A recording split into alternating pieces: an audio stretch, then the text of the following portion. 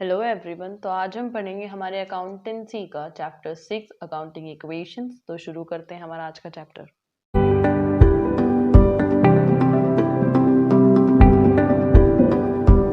पहले कुछ basic term समझते हैं, उसके बाद हम क्वेश्चन सॉल्व करेंगे। ठीक है। First, capital, the amount invested by the proprietor और partner in the business. It means जब कोई पर्सन अपने बिजनेस को स्टार्ट करने के लिए अपना जो स्टार्टिंग अमाउंट वो इन्वेस्ट करता है, उस स्टार्टिंग अमाउंट को हम कैपिटल कहते हैं। ठीक है। For example, Mukesh started business with cash. अगर आपको लाइन कहीं भी दिखे तो आप इससे क्या समझोगे कि मुकेश ने बिजनेस स्टार्ट किया है कैश के साथ। For example 80,000। ठीक है। तो उसकी जो स्टार्टिंग अमाउंट है ये 80,000, ये आपकी कैपिटल मानी जाएगी। ठीक है। और इस स्टार्टिंग अमाउंट के बाद अगर वो कोई और अमाउंट इन्वेस्ट करता है तो उसे हम एडिशनल कैपिटल कहते हैं। ठीक है। Next, drawing, the amount withdrawn और goods taken by the proprietor और partner for personal use. It means जब कोई पार्टनर फर्म के पैसे विदड्रॉ करता है अपनी किसी पर्सनल यूज के लिए तो उसे हम ड्रॉइंग कहते हैं। ठीक है। फॉर एग्जाम्पल, क्वेश्चन में आपको ऐसे लिखा हो कि राम ने 50,000 विदड्रॉ किए हैं अपने होम का रेंट पे करने के लिए। तो उसका जो होम का रेंट है वो उसकी पर्सनल एक्सपेंस है। ठीक है। तो उसे हम अपनी फर्म के अकाउंट में एज अ ड्रॉइंग लिखेंगे कि राम ने ड्रॉइंग की है 50,000 रुपए की। ठीक है। Next, liability means the amount owned by the business. It means कि बिजनेस ने बाहर से पैसे उधार लिए हैं और वो पैसे उसने वापस पे करने हैं, तो उसे हम लाइबिलिटी कहते हैं। इन शॉर्ट, लाइबिलिटी का मतलब होता है उधार। ठीक है। फॉर एग्जाम्पल, कि आपने किसी को पैसे देने थे और आपने वो पैसे नहीं दिए। ठीक है। ये तो डायरेक्ट उधार हो गया। दूसरा एग्जाम्पल, कि आपने उधार गुड्स खरीदे, मतलब आपने गुड्स खरीद लिए हैं लेकिन आपने उसे पेमेंट नहीं की, तो ये भी आपकी लाइबिलिटी है। क्यों? क्योंकि अभी आप पे उधार है कि आपने वो पैसे उसे देने हैं। ठीक है। सपोज आपने अपने बिल्स पे करने थे और आपने अपने बिल्स पे नहीं किए, तो वो भी आप पे उधार है, वो भी आपकी लाइबिलिटी है कि आपने अब तक उनकी पेमेंट नहीं की। ठीक है। Next, assets. Assets are the properties owned by the business. It means वो हर सामान जिसका मालिकाना हक बिजनेस के पास है वो बिजनेस के एसेट्स माने जाते हैं। फॉर एग्जाम्पल, कि आपने फर्नीचर खरीदा, तो फर्नीचर की शॉप पे जाते हो, आपने फर्नीचर खरीद दिया तो उसका बिल भी होता है। उस बिल में आपका नाम होता है और फर्नीचर कितने रुपए का है उसका अमाउंट होता है और फर्नीचर कौन सा है, सारी डिटेल्स होती है। ठीक है। जब वो बिल आपके पास आ गया तो आपके पास प्रूफ है कि ये जो फर्नीचर है इसकी ओनर आप हो। ठीक है। तो ये आपके लिए एसेट हो गया। ऐसे सेम, मशीन्स आप खरीदते हो अपने बिजनेस के लिए तो मशीन्स हो गए। आप कुछ सामान खरीदते हो रीसेल करने के लिए जिसे हम गुड्स भी कहते हैं। ठीक है। तो वो आपके एसेट्स हो गए। समझ रहे हो? या फिर आपने किसी को उधार पैसे दिए हैं और वो आपने उससे पैसे वापस लेने हैं, मतलब आपके डेटर्स, तो वो भी आपके एसेट्स हो गए। क्यों? क्योंकि इन सारी चीजों पे आपका मालिकाना हक है, आप इन सब की ओनरशिप है आपके पास, इसलिए ये आपके एसेट्स माने जाते हैं। नेक्स्ट, गुड्स क्या होते हैं? फॉर एग्जाम्पल, मेरा फर्नीचर का बिजनेस है और मैं टेबल, चेयर, सोफा ये सब सेल करती हूँ। ठीक है। तो फर्नीचर मेरे लिए मेरा गुड हो गया और गुड का दूसरा नाम होता है स्टॉक। ठीक है। तो फर्नीचर मेरे लिए मेरा क्या है? गुड है। फॉर एग्जाम्पल, किसी का स्टेशनरी का बिजनेस है, वो कॉपीज बेचते हैं, तो नोटबुक्स उनके लिए क्या है? उनका गुड है। ठीक है। मतलब जिस चीज का हम बिजनेस करते हैं वो चीज हमारे लिए हमारा गुड होता है और उसे हम स्टॉक भी कहते हैं। ठीक है। Next, creditors. क्रेडिटर्स कौन होते हैं? इसका मतलब ये है कि जिनसे हम उधार लेते हैं उन्हें हम क्रेडिटर्स कहते हैं। और ये उधार किसी भी तरीके का हो सकता है। फॉर एग्जाम्पल, कि आपने गुड्स परचेज किए लेकिन आपने उन गुड्स को क्रेडिट पे परचेज किया है। क्रेडिट मतलब कि आपने अभी पैसे नहीं दिए, उन्हें आपने उधार खरीदा है। ठीक है। तो अब वो जो अमाउंट है, सपोज आपने 30,000 के गुड्स खरीदे थे, तो जो 30,000 आपने पे नहीं किए वो क्या है? आपके क्रेडिटर्स है। क्यों? क्योंकि जिस इंसान से आपने वो खरीदे हैं आपको उसे ये 30,000 पे करने हैं, तो ये आपके कौन हो गया? क्रेडिटर्स हो गए। ठीक है। नेक्स्ट, डेटर्स कौन होते हैं? देखो, फॉर एग्जाम्पल, आपने किसी को सामान बेचा और उस इंसान के पास अभी पैसे नहीं थे आपको पे करने के लिए, उसने बोला कि मैं नेक्स्ट वीक आपको पैसे दे दूंगा, तो वो आपका डेटर हो गया। मतलब कि जो इंसान आपको पैसे देगा इन फ्यूचर वो आपके कौन होते हैं? डेटर्स होते हैं। ठीक है। नेक्स्ट, एक्सपेंसेस क्या होते हैं? देखो, आपके जो भी खर्चे होते हैं बिजनेस में, उस खर्चे को हम एक्सपेंसेस कहते हैं अकाउंट्स की लैंग्वेज में। ठीक है। नेक्स्ट, सबसे पहले हम फॉर्मेट समझते हैं। फॉर्मेट में सबसे पहले आपने सीरियल नंबर लिखने हैं, उसके बाद ट्रांजैक्शंस, इन ट्रांजैक्शन में वो ट्रांजैक्शन आएंगी जो आपको क्वेश्चन में गिवन होगी। जैसे यहाँ पे फर्स्ट सीरियल नंबर डाल के लिखा हुआ है Mukesh started business with cash, it means आपने ये वाली ट्रांजैक्शन को यहाँ पे लिखना है, और हर ट्रांजैक्शन के 2 इफेक्ट होते हैं, ठीक है। तो अब ये आपने समझना है कि इस ट्रांजैक्शन के 2 इफेक्ट कहाँ पे होंगे और कैसे होंगे, ठीक है। या तो वो दोनों इफेक्ट आपके एसेट्स में ही आएंगे, या फिर एक इफेक्ट आपका एसेट्स में और दूसरा आपकी लाइबिलिटी प्लस कैपिटल, इन दोनों में से किसी एक में आएगा, ठीक है। एसेट्स में आपके इन ट्रांजैक्शन में जो भी एसेट्स की बात की होगी वो सारे एसेट्स आपने एसेट्स वाली साइड में दिखाने हैं।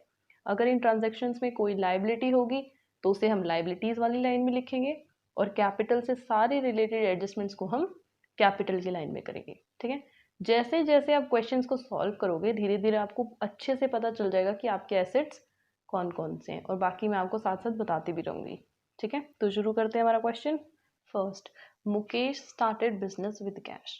देखो, अब आपने एक तो ना हर ट्रांजैक्शन को रीड करते टाइम आपने एक थोड़ी सी अपनी कॉमन सेंस यूज़ करनी है, ठीक है, कि अगर ऐसा हुआ तो इसके क्या इफेक्ट्स हो सकते हैं, आपने वो थोड़े से सोचने हैं, ठीक है।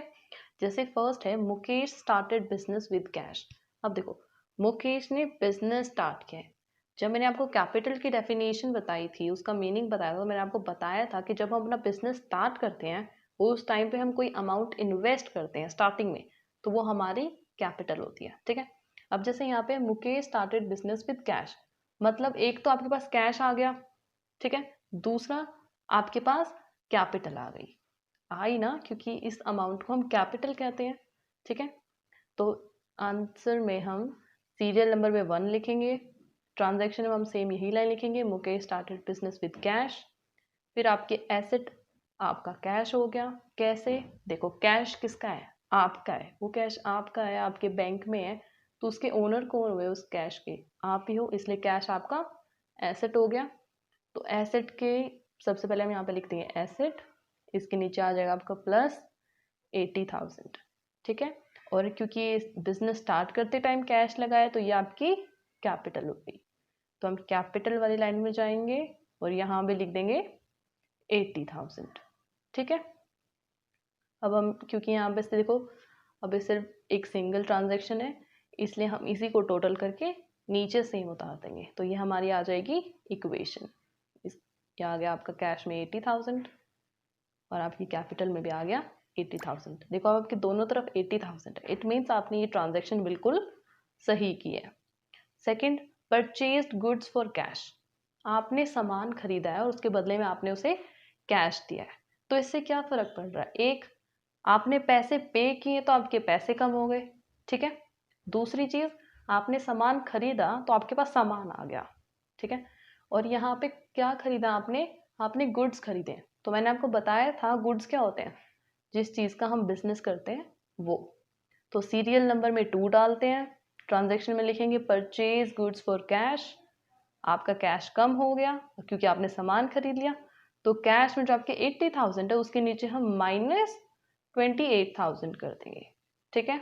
और साथ में क्योंकि आपने सामान खरीदा है तो आपका स्टॉक इंक्रीज हो गया, तो स्टॉक में हम लिख देंगे प्लस 28,000, ठीक है। इसके दोनों इफेक्ट आ गए, एक आपका कैश कम हो गया और आपका स्टॉक अकाउंट में आपका 28,000 का बैलेंस आ गया, ठीक है। अब इन दोनों साइड्स को देखो, 80,000 में से 28 माइनस करोगे तो 52, स्टॉक का बैलेंस है 28, तो 52 में जब 28 को ऐड करोगे तो हो जाएगा 80, और दूसरी साइड भी कैपिटल क्या है आपकी? 80। इट मीन्स आपने ये ट्रांजैक्शन बिल्कुल सही की है, ठीक है।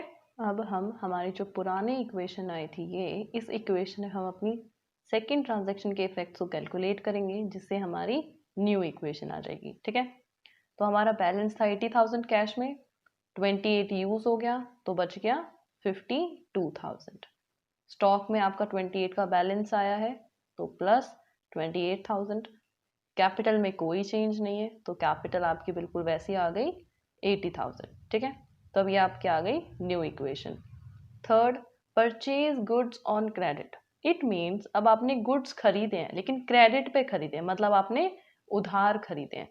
मतलब इस बार आपके पास सामान तो आया है लेकिन आपके पैसे ही नहीं गए क्योंकि आपने उधार खरीदा है। और अगर आपने उधार खरीदा है तो आपकी लाइबिलिटी इंक्रीज हो जाएगी, तो लिखते हैं इसको, सीरियल नंबर में 3, ट्रांजैक्शन में purchase goods on credit, cash नहीं गया तो कुछ भी नहीं लिखेंगे। स्टॉक इंक्रीज हुआ है क्योंकि आपने सामान खरीदा 20,000 का, सो प्लस 20,000, क्योंकि आपने उधार खरीदा है इसलिए लाइबिलिटी में जाएंगे और क्या लिखेंगे, क्रेडिटर्स। क्यों? क्योंकि क्रेडिटर्स वो होते हैं जिनसे हम कोई उधार चीज खरीदते हैं या फिर उधार लेते हैं, ठीक है। तो लाइबिलिटी में आपने लिख दिया क्रेडिटर्स और इसके नीचे आ जाएगा यहाँ पे 20,000, ठीक है। अब इसको भी हम अपनी पुरानी इक्वेशन के साथ इसको कैलकुलेट करते हैं ताकि हमारी न्यू इक्वेशन आ जाए। देखो पहले आपका बैलेंस था 52,000, कैश में कोई चेंज नहीं आया तो सेम 52,000। पहले आपका 28,000 था, फिर आपने 20,000 का और परचेज किया तो टोटल स्टॉक आ गया 48,000। लाइबिलिटी में आपकी क्रेडिटर्स इंक्रीज हो गए हैं 20,000 से, सो 20,000। कैपिटल में आपका कोई चेंज नहीं आया, सो ये सेम 80,000, ठीक है। तो ये आ गई आपकी न्यू इक्वेशन, ठीक है। Next fourth, purchase furniture for cash. अब आपने क्या खरीदा है, फर्नीचर खरीदा है, और स्टॉक हम किसके लिए यूज करते हैं, सिर्फ गुड्स के लिए। मतलब फर्नीचर आपका एसेट है क्योंकि वो आपने खरीदा है तो उसके ओनर कौन हो, आप हो, इसलिए वो आपका एसेट हो गया। तो फर्नीचर में हम सबसे पहले यहाँ पे एसेट के अंदर हम फर्नीचर को लिख देते हैं फर्नीचर। अब serial number 4, purchase furniture for cash, क्योंकि आपने कैश खरीदा है तो आपके 6,000 रुपीज़ क्या हो गए, चले गए, तो आपका कैश कम हो जाएगा, मतलब -6,000। फर्नीचर इंक्रीज हो गया 6,000 से, तो फर्नीचर की लाइन में +6,000, और इसका कोई इफेक्ट नहीं है, दोनों इफेक्ट्स आ चुके हैं, तो हम अब इसको बैलेंस कर देते हैं, ठीक है। पहले आपके थे 52,000, कैश आपका चला गया 6,000, तो अब आपका कैश बच गया 46,000। स्टॉक में कोई चेंज नहीं है, सो बिल्कुल सेम 48,000, लेकिन आपका फर्नीचर इंक्रीज हो गया, सो +6,000। क्रेडिटर्स अभी तक हमने उनके पैसे नहीं दिए, तो सेम क्रेडिटर आपके 20,000। कैपिटल में भी कोई चेंज नहीं आया, तो कैपिटल भी आपकी 80,000, ठीक है। फिफ्थ, पेड रेंट, मतलब आपने क्या है, आपने रेंट पे किया है, तो आपका कैश चला गया, कितने पैसे गए आपके, 2,000, ठीक है। देखो अभी हम इसके अंदर कहीं एक्सपेंस का कॉलम तो है नहीं, तो हम अपने 2,000 को कैपिटल में से लेस कर देंगे, ठीक है। सीरियल नंबर में लिखते हैं 5, पेड रेंट, कैश चला गया, सो -2,000, और इसका दूसरा इफेक्ट आ जाएगा आपका कैपिटल में। जब आपको समझ में नहीं आए कि इसका दूसरा इफेक्ट कहाँ जाना चाहिए, जैसे इस केस में आपके एक्सपेंसेस हैं, तो उसको आप एक्सपेंस, यहाँ पे कोई कॉलम ही नहीं है, तो उसे हम डायरेक्ट अपनी कैपिटल में से लेस कर देंगे। और अगर आपको किसी चीज़ में कोई प्रॉफिट होता है तो उसे हम अपनी कैपिटल में ऐड कर देंगे, ठीक है। ये एक थोड़ा लास्ट ऑप्शन है, ऐसा नहीं कि आप हर केस में हर चीज़ जाके कैपिटल में से लेस कर दोगे, नहीं, ऐसा कुछ नहीं है। सारी ट्रांजेक्शन बहुत ही सिंपल है और आपको साफ साफ नज़र आ रहा है कि इसके अंदर क्या क्या चेंजेस आ रहे हैं। जब कोई एक्सपेंसेस का कोई ऐसा केस होता है या फिर आपको कोई प्रॉफिट होता है, कोई इनकम होती है, तो आपकी कैश और कैपिटल में ही उसका फर्क पड़ता है, ठीक है। तो हम यहाँ से कैपिटल में से माइनस कर देंगे 2,000, तो हम इसे बैलेंस कर देते हैं, मतलब कैलकुलेट कर देते हैं पिछली इक्वेशन के साथ। पहले कैश था आपका 46,000, 2,000 का आपने रेंट पे कर दिया, तो आपका न्यू आ गया अब 44,000। स्टॉक में कोई चेंज नहीं है, +48,000। फर्नीचर में कोई चेंज नहीं है, +6,000।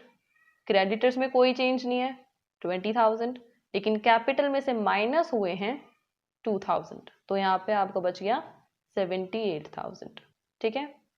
नेक्स्ट, रिसीव्ड कमीशन, मतलब आपको कमीशन मिला। अगर आपके पास पैसे आ रहे हैं मतलब वो आपकी इनकम हो रही है, ठीक है। तो सेम इससे क्या होगा, आपका कैश इंक्रीज हो जाएगा, और दूसरा इफेक्ट कहाँ जाएगा आपका, कैपिटल में। तो सीरियल नंबर में लिखते हैं 6, रिसीव्ड कमीशन, क्योंकि कैश आ गया 500 रुपये आपके पास, तो आपका कैश इंक्रीज हो गया +500, क्योंकि आपकी ये इनकम है, तो इसका दूसरा इफेक्ट जाएगा आपकी कैपिटल में +500। अब हम इसे कैलकुलेट कर देते हैं हमारी पुरानी इक्वेशन के साथ। पहले कैश था आपका 44,000, 500 की इनकम हो गई, आपको कमीशन मिल गया, तो अब आपका न्यू कैश आ गया 44,500। स्टॉक में कोई चेंज नहीं है, तो बिल्कुल सेम, +48,000। फर्नीचर में कोई चेंज नहीं है, +6,000। क्रेडिटर्स भी अभी तक हमने पे नहीं किए, सो सेम 20,000, लेकिन कैपिटल में हमारे प्लस हुए हैं 500, तो आपकी न्यू कैपिटल आ गई 78,500। ठीक है। Next, withdraw cash for private use, मतलब आपने कैश विड्रॉ किया है अपने प्राइवेट यूज के लिए, मतलब कि अपने पर्सनल यूज के लिए। और मैंने आपको स्टार्टिंग में ही बताया था कि जब हम फर्म में से पैसे अपने पर्सनल या प्राइवेट यूज के लिए लेते हैं तो उसे हम ड्रॉइंग कहते हैं। ठीक है, तो एक तरीके से ये भी खर्चे में आ गया, तो इसका इफेक्ट भी कहाँ चला जाएगा, आपकी कैपिटल में। तो देखो, एक तो आप कैश लेके जा रहे हो 3,000 रुपए का, तो आपका कैश कम हो जाएगा 3,000 से, और दूसरा इफेक्ट इसका कैपिटल में। तो लिखते हैं इसको, सीरियल नंबर में 7, ट्रांजैक्शन में withdraw cash for private use, आपका कैश चला गया, सो कैश में से माइनस हो जाएंगे 3,000, दूसरा इफेक्ट इसका कैपिटल में माइनस 3,000। ठीक है, अब इसको पुरानी इक्वेशन के साथ कैलकुलेट कर देते हैं। पहले आपके पास 44,500 कैश था, लेकिन अब 3,000 की ड्राइंग हो गई है, तो अब कैश बच गया आपके पास 41,500। स्टॉक में कोई चेंज नहीं है, स्टॉक बिल्कुल सेम प्लस 48,000, फर्नीचर बिल्कुल सेम प्लस 6,000, क्रेडिटर्स बिल्कुल सेम प्लस 20,000, लेकिन कैपिटल में से आपके 3,000 लेस हुए हैं, तो आपकी न्यू कैपिटल आ गई 75,500। ठीक है। Next, sold goods on credit, इसका मतलब क्या है कि आपने सामान बेचा है लेकिन आपने उधार बेचा है, मतलब आपने उसको अभी पैसे नहीं लिए सामान के बदले में। ठीक है, सामान कितने का था आपका, ये जो ऐसे ब्रैकेट में कॉस्ट प्राइस लिखा होता है, इसका मतलब होता है कि आपने सामान बेचा 30,000 का 40,000 रुपए में। ठीक है, तो क्योंकि 30,000 रुपए का सामान चला गया, तो हम स्टॉक में से माइनस कर देंगे 30,000, पैसे नहीं आए हैं तो कैश में कोई चेंज नहीं आएगा, लेकिन आपने सामने वाले पे उधार किया है कितने का, 40,000 का, तो यह हमारा एसेट है जिसे हम क्या बोलते हैं, डेटर। डेटर्स कौन होते हैं, जो हमें पैसे देते हैं। ठीक है, सो हम एसेट्स में डेटर्स लिख देते हैं अब, और इसके नीचे आ जाएगा आपका प्लस 40,000। लेकिन देखो अभी बैलेंस नहीं हुआ ना, क्योंकि हमने यहाँ पे क्या लिखा 30,000, फिर लिखा हमने 40,000, डिफरेंस कितने का है 10,000। प्रॉफिट है या लॉस, प्रॉफिट, तो इसे हम ऐड कर देंगे हमारी कैपिटल में प्लस 10,000। ठीक है, ऐसे सीरियल नंबर में भी 8 लिखना, और ट्रांजैक्शन में भी आपका सोल्ड गुड्स ऑन क्रेडिट। ठीक है, तो हम इसको बैलेंस कर देते हैं। अब पहले कैश था आपके पास 41,500, कोई चेंज नहीं है, सेम 41,500। सामान आपका कम हो गया, मतलब स्टॉक कम हो गया आपका, 48 से 30 माइनस करेंगे, आ गया 18,000। फर्नीचर में कोई चेंज नहीं है, 6,000। डेटर्स इंक्रीज हुए आपके कितने, 40,000 से। क्रेडिटर्स में भी कोई चेंज नहीं है, सो 20। कैपिटल में चेंज आया है, क्यों, क्योंकि हमें प्रॉफिट हुआ था कितने का, 10,000, सो न्यू कैपिटल आ गया आपकी 85,500। नेक्स्ट, पेड टू क्रेडिटर्स, अब हमने जिनसे उधार लिया था उसे हमने पैसे दे दिए। कितने पैसे दिए हमने उसे, 15,000 रुपये। देने कितने थे, 20,000 रुपये। तो इससे दो इफेक्ट होंगे, एक आपका कैश कम हो जाएगा 15,000, दूसरा आपकी जो क्रेडिटर्स में जो 20,000 है उसमें से हम 15,000 को लेस कर देंगे। क्यों, क्योंकि हमने 15,000 रुपये उसे दे दिए, तो बचेंगे सिर्फ 5,000। अब इसे लिखते हैं सीरियल नंबर में 9, ट्रांजैक्शन में पे टू क्रेडिटर्स, कैश चला गया, सो माइनस 15,000। क्रेडिटर्स को आपने पे किया है तो आपके क्रेडिटर्स कम हो गए, माइनस 15,000। तो अब इसे पुरानी इक्वेशन के साथ हम कैलकुलेट करते हैं। पहले आपका कैश था 41,500, उसके बाद आपने 15,000 पे कर दिए, तो अब आपके पास कितना कैश बचा, 26,500। स्टॉक में कोई चेंज नहीं है, सिंपल 18,000। फर्नीचर में कोई चेंज नहीं है, प्लस 6,000। डेटर्स भी बिल्कुल सेम है, सो प्लस 40,000। क्रेडिटर्स आपके कम हो गए हैं, कितने, 15,000, तो कितने बच गए आपके पास, सिर्फ 5,000। इस बार कैपिटल में भी कोई चेंज नहीं है, तो सेम 85,500। तो इसके बाद देखो क्वेश्चन खत्म। तो ये जो लास्ट में जो आपकी इक्वेशन आई है अब ये है आपकी फाइनल इक्वेशन। और अगर आपने चेक करना है कि आपका क्वेश्चन सही है तो आप ये एसेट्स के 26,500 प्लस 18,000 प्लस 6,000 प्लस 40,000 अगर आप इनको ऐड करोगे तो आपका आंसर इन दोनों के बराबर आना चाहिए, मतलब 85,500 प्लस 5,000 के इक्वल आना चाहिए। अगर आपका आंसर इक्वल आया मतलब आपने ये क्वेश्चन बिल्कुल सही सॉल्व किया है। ठीक है, ये क्वेश्चन सॉल्व हो गया है, ये आपको समझ आया। इसमें मतलब एक ही चीज़ का ध्यान रखना है आपने कि जैसे आप ट्रांजैक्शन के इफेक्ट्स को यहाँ पे कंप्लीट करते हो एक ट्रांजैक्शन, उसके बाद आपने उसको अपनी पिछली इक्वेशन के साथ कैलकुलेट करके न्यू इक्वेशन बनानी है, जिससे क्या होगा कि आपने बस फिर न्यू इक्वेशन के अमाउंट्स को अपनी नेक्स्ट आने वाली ट्रांजैक्शन के साथ कैलकुलेट करना है। आपने ऊपर की कैलकुलेशंस को देखना नहीं पड़ेगा, इसलिए हम इसमें हर ट्रांजैक्शन होने के बाद एक न्यू इक्वेशन बनाते हैं, मतलब ऊपर के सारे बैलेंस को कैलकुलेट करके नीचे लिखते हैं। ठीक है, तो क्वेश्चन नंबर 2 करते हैं अब। First, started business with cash. हमारे पहले इलस्ट्रेशन के अब पहला पॉइंट यही था। इसका मतलब क्या है कि ये बिजनेस शुरू करने विद कैश, तो आपका कैश इंक्रीज हो गया और साथ में कैपिटल। तो हम पहले एसेट्स में जाके लिख देते हैं कैश, कैश के नीचे प्लस 1 लाख। दूसरा इफेक्ट कहाँ होगा इसका, कैपिटल में। कैपिटल वाली लाइन में जाएंगे, नीचे लिखेंगे कैपिटल, इसके नीचे 1 लाख। ठीक है, और ये आपने सीरियल नंबर में 1 2 3 और आपकी ट्रांजैक्शंस ये आपको पता ही है कि आपने यहाँ पे ये सब लिखना है। ठीक है, तो अब हम इस इक्वेशन को बना देते हैं, मतलब और कोई कैलकुलेशन नहीं है तो जस्ट इन्हीं को नीचे हम लिख देते हैं। तो कैश आ गया आपका 1 लाख और कैपिटल आ गया आपकी 1 lakh. Second point, purchase goods for cash 20,000 and on credit 30,000। मतलब आपने 20,000 का सामान कैश खरीदा है और 30,000 का सामान आपने क्रेडिट पे खरीदा है। ठीक है, जो कैश खरीदा है वहां से कैश कम हो जाएगा, जो क्रेडिट पे खरीदा है मतलब उधार खरीदा है तो आप लाइबिलिटी में जाके क्रेडिटर्स क्रिएट करोगे क्योंकि आपने उधार खरीदा है 30,000 से। और स्टॉक कितना इंक्रीज हुआ आपका, टोटल 20 प्लस 30 इक्वल्स टू 50,000। तो इसको लिखते हैं सीरियल नंबर में 2। सेम यही ट्रांजैक्शन, कैश कितना चला गया आपका 20,000, सो माइनस 20,000। स्टॉक कितने से इंक्रीज हो गया आपका 50,000, सो प्लस 50,000। स्टॉक क्रिएट कर लेंगे हम एसेट्स में जाके। अब आपका क्रेडिटर इंक्रीज हो गया लाइबिलिटी में जो हमने क्रिएट किया है, तो वहां पे लिख देंगे हम 30,000। ठीक है, अब हम इसका हमारी पुरानी इक्वेशन के साथ कैलकुलेट करके न्यू इक्वेशन बनाएंगे। पहले आपका कैश था 1 लाख, 20,000 चले गए तो अब बच गया 80,000। स्टॉक अभी अभी आया है तो इसका आ गया 50,000। क्रेडिटर्स आ गया आपके 30,000 और कैपिटल में कोई चेंज नहीं है तो ये आ गया आपका 1 लाख। ठीक है, third point, sold goods for cash costing 10,000 and on credit costing 15,000 both at a profit of 20%।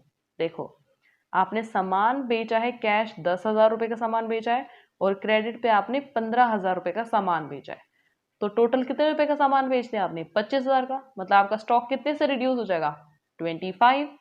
तो पहले हम स्टॉक में जाके माइनस कर देंगे 25। अब आपको कैश कितना रिसीव होना चाहिए 10,000, नहीं 10,000 का आपने सामान बेचा है। लास्ट में देखो क्या लिखा है, both at a profit of 20%। मतलब पहले 10,000 का 20% निकालोगे तो इसका 20% कितना होता है 2,000। मतलब आपने टोटल कितने रुपए का सामान बेच दिया 12,000 रुपए का। 10,000 रुपए का सामान था, उसके अंदर 2,000 प्रॉफिट है, मतलब आपने टोटल कितने रुपए का सामान बेच दिया 12,000। तो आपके पास कितने पैसे आए टोटल 12,000 रुपए। तो हम कैश में जाके प्लस कर देंगे 12,000। ठीक है, और साथ में आपने 15,000 रुपए का सामान उधार बेचा है, मतलब कि डेटर्स। तो हम पहले एसेट्स में जाके डेटर्स क्रिएट कर लेंगे, यहाँ पे लिख देंगे डेटर्स। अब वहां पे 15,000 लिखोगे आप, नहीं उसका भी हम पहले 20% निकालेंगे। कितना आएगा उसका 20%, 3,000। अब आप 15,000 में 3,000 ऐड करोगे मतलब 18,000। मतलब कि आपका 15,000 रुपए का सामान था जो आपने 18,000 रुपए में बेच दिया। ठीक है, तो हम अपने डेटर्स में जाके लिख देंगे प्लस 18,000। ठीक है, अब देखो आपको प्रॉफिट कितने का हो रहा है यहाँ पे 10 और 15 25,000 का आपने सामान बेचा, 12,000 वहां से मिले और 3,000 यहाँ से मिले 18,000 वाले में से, तो टोटल कितना प्रॉफिट हो गया आपका 5,000। प्रॉफिट हम कहाँ ऐड करते हैं, कैपिटल में, तो हम कैपिटल में जाके ऐड कर देंगे हमारे 5,000। ठीक है, क्वेश्चन यही खत्म। तो हमारे इन सबको कैलकुलेट कर लेते हैं हमारी पुरानी इक्वेशन के साथ, तो आपकी आप आ जाएगी फिर फाइनल इक्वेशन। तो पहले आपके पास 80,000 कैश था, 12,000 और आ गया, तो आपके पास हो गया 92,000। पहले स्टॉक था 50, 25 चला गया, तो कितना बच गया प्लस 25,000। डेटर्स 18,000 थे, तो यही सेम आ जाएगा नीचे प्लस 18,000। क्रेडिटर्स 30,000 थे, हमने कोई पेमेंट नहीं की, तो हमारे फाइनल क्रेडिटर्स भी आ गए प्लस 30,000। कैपिटल में चेंज आया है क्योंकि हमारा प्रॉफिट होता 5,000 का, तो हमारी अभी कैपिटल कितनी आ गई 1,05,000। ठीक है, अगर आप अपने अब एसेट वाली साइड को प्लस करके इक्वल रखोगे अपनी लाइबिलिटी वाली साइड्स को ऐड करके, तो आपकी दोनों साइड अगर इक्वल आती है तो आपका क्वेश्चन बिल्कुल सही सॉल्व हुआ है। ठीक है, आज के लिए बस इतना ही। बाकी आप अपनी बुक्स में से सम सॉल्व करना। कुछ बेसिक्स तो आपको पता चल ही गए होंगे कि आपको किस तरीके से कैसे ट्रांजैक्शंस को कैलकुलेट करना है और कैसे उन्हें फिक्स करना है। ठीक है, अभी नेक्स्ट वीडियो में मैं सिर्फ वही ट्रांजैक्शंस के बारे में बात करूँगी जो थोड़ी अलग होती हैं। आप जब सम सॉल्व करोगे तो आप खुद देखोगे कि क्वेश्चंस में बहुत सारी एंट्रीज ऐसी होती हैं, ट्रांजैक्शंस जो रिपीट होती हैं। बस कुछ कुछ ट्रांजैक्शन ऐसी होती है जो थोड़ी सी यूनिक होती हैं, फिर थोड़ी डिफ़िकल्ट होती हैं। तो नेक्स्ट वीडियो में हम सिर्फ उन्हीं ट्रांजैक्शंस के बारे में पढ़ेंगे। ठीक है।